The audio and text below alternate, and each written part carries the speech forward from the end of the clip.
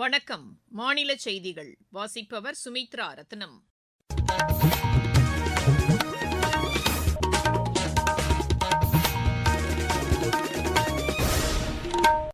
தலைப்புச் செய்திகள்.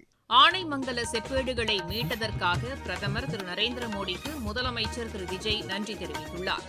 மக்கள் நலனுக்காக மத்திய அரசு கடந்த 12 ஆண்டுகளாக பல்வேறு திட்டங்களை செயல்படுத்தி வருவதாக தகவல் ஒலிபரப்புத்துறை இணையமைச்சர் டாக்டர் எல் முருகன் கூறியுள்ளார். தமிழகத்தில் சட்டம் ஒழுங்கு சீர்குலைந்துள்ளதாக பிஜேபி குற்றம் சாட்டியுள்ளது. அஇஅதிமுக அதிருப்தி சட்டப்பேரவை உறுப்பினர்கள் அக்கட்சியின் பொதுச் செயலாளர் திரு எடப்பாடி பழனிசாமியுடன் இணைந்து ஓரணியில் செயல்படுவதாக அறிவித்துள்ளனர். உலகக்கோப்பை துப்பாக்கிச் சுடும் போட்டியில் இந்தியாவின் ஈஷா சிங் இறுதியாட்டத்திற்கு முன்னேறியுள்ளார். இனி விரிவான செய்திகள். தமிழக முதலமைச்சர் திரு விஜய் பிரதமர் திரு நரேந்திர மோடியை இன்று புதுதில்லியில் சந்தித்து பேசினார்.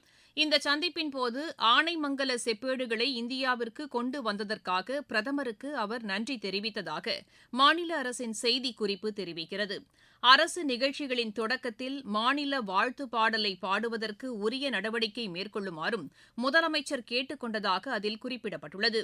வான்வழி அமைப்பு மையத்தினை தமிழகத்தில் அமைக்க வேண்டும், மேகதாது அணை கட்டும் திட்டத்திற்கு அனுமதி அளிக்கக்கூடாது போன்ற கோரிக்கைகளையும் முதலமைச்சர் வலியுறுத்தியதாக அதில் கூறப்பட்டுள்ளது.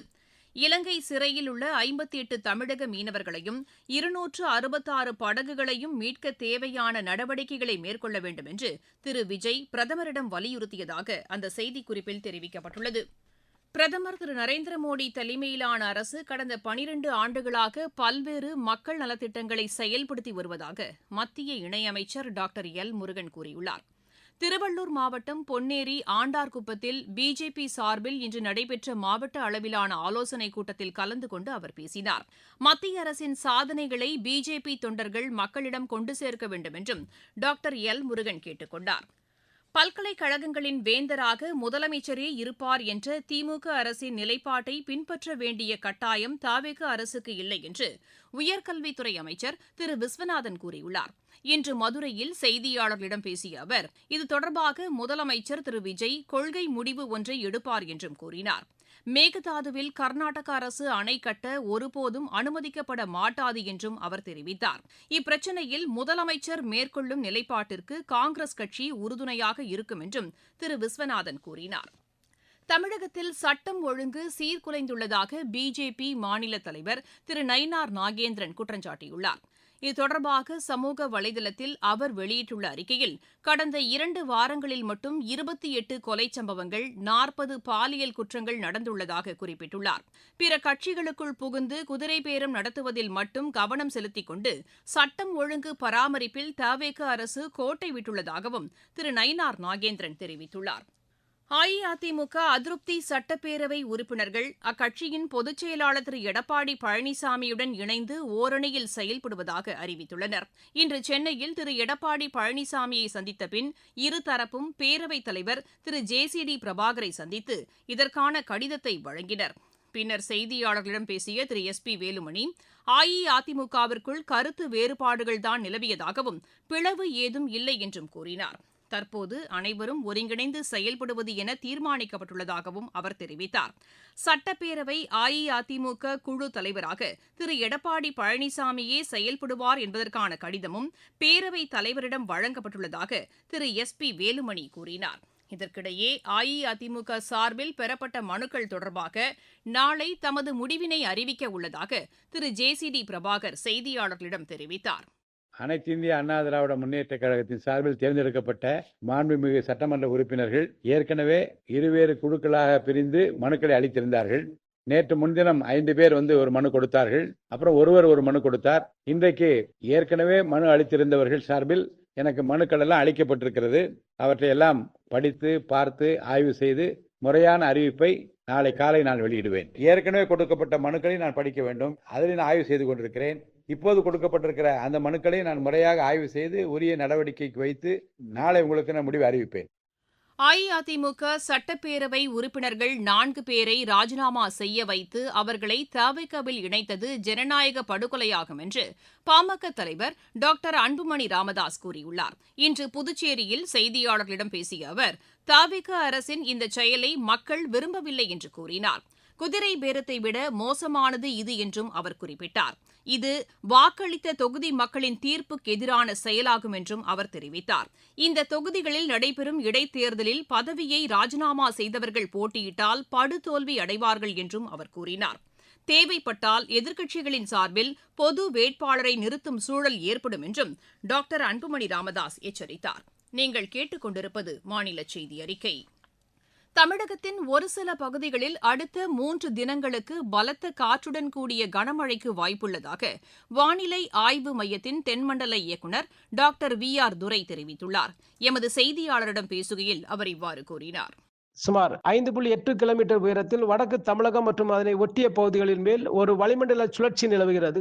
மேலும் சுமார் 3.1 கிலோமீட்டர் முதல் 7.6 கிலோமீட்டர் உயரத்தில் தென்கிழக்கு அரபிக்கடல் மற்றும் அதனை ஒட்டிய பகுதிகளின் மேல் ஒரு வளிமண்டல சுழற்சி நிலவுகிறது. இதன் காரணமாக அடுத்த 3 நாட்களுக்கு நீலகிரி, கோயம்புத்தூர், திருப்பூர், திண்டுக்கல், தேனி, வேலூர், திருப்பத்தூர், கிருஷ்ணகிரி, தர்மபுரி, சேலம் மற்றும் ஈரோடு மாவட்டங்களில் ஓரிரு இடங்களில் இடி மின்னல் மற்றும் பலத்த காற்றுடன் கூடிய கனமழை பெய்யக்கூடும். வெப்பநிலை பொறுத்தவரை அடுத்த 3 நாட்கள் வட உள் தமிழக பகுதிகளில் அதிகபட்ச வெப்பநிலை ஓரிரு இடங்களில் 2 முதல் 3 டிகிரி செல்சியஸ் இயல்பை விட அதிகமாக இருக்கக்கூடும். மேலும் மே 30ஆம் தேதி முதல் தமிழகம், புதுவை மற்றும் காரைக்கால் பகுதிகளில் அதிகபட்ச வெப்பநிலை இயல்பை ஒட்டிய இருக்கக்கூடும். அடுத்த 3 நாட்களுக்கு தமிழக கடலோர பகுதிகள், மன்னார் வளைகுடா மற்றும் குமரிக்கடல் பகுதிகளில் சூறாவளி காற்று மணிக்கு 40 முதல் 50 கிலோமீட்டர் வேகத்திலும் இடையிடையே 60 கிலோமீட்டர் வேகத்திலும் வீசக்கூடும். மேற்குறிப்பிட்ட நாட்களில் மீனவர்கள் இப்பகுதிகளுக்கு செல்ல வேண்டாம் என்று அறிவுறுத்தப்படுகிறார்கள்.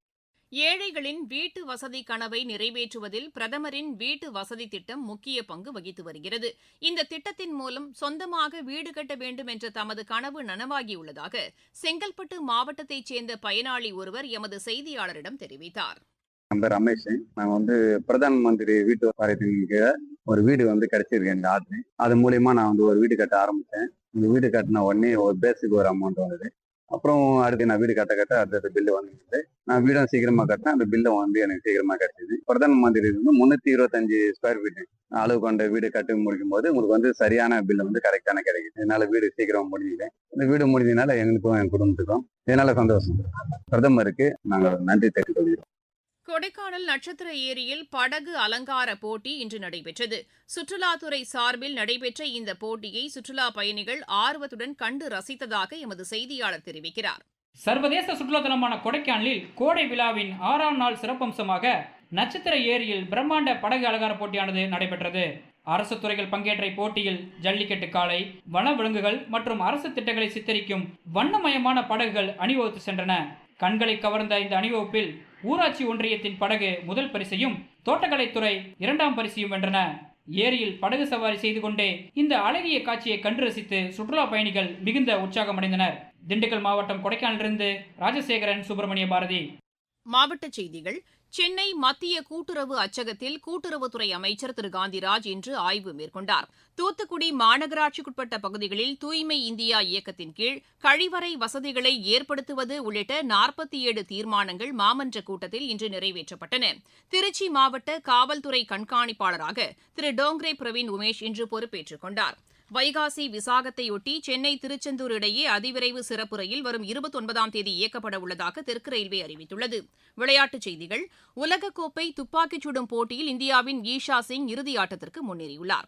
ஜெர்மனியின் மியூனிக்கில் நடைபெற்று வரும் இப்போட்டியின் மகளிர் 25 மீட்டர் பிரிவு தகுதிச் சுற்றில் பெற்ற புள்ளிகளின் அடிப்படையில் அவர் இறுதியாட்டத்திற்கு முன்னேறியுள்ளார். சிங்கப்பூர் ஓபன் பேட்மிண்டன் போட்டியில் இந்தியாவின் பிரணாய் காலிறுதிக்கு முந்தைய சுற்றுக்கு முன்னேறியுள்ளார். ஆடவர் ஒற்றையர் பிரிவு முதல் சுற்று ஆட்டத்தில் அவர் 10-21, 21-12, 21-18 என்ற செட் கணக்கில் இந்தோனேஷியாவின் ஜோனதன் கிறிஸ்டியை வென்றார். கலப்பு இரட்டையர் பிரிவில் முதல் சுற்று ஆட்டத்தில் டானிஷா கிராஸ்டோ, த்ரூ கபிலா இணை 21-14, 20-22, 21-13 என்ற செட் கணக்கில் மலேசியாவின் Wang Sin Chi, Lim Chiew Sien இணையை வென்று காலிறுதிக்கு முந்தைய சுற்றுக்கு முன்னேறியது. மீண்டும் தலைப்புச் செய்திகள்.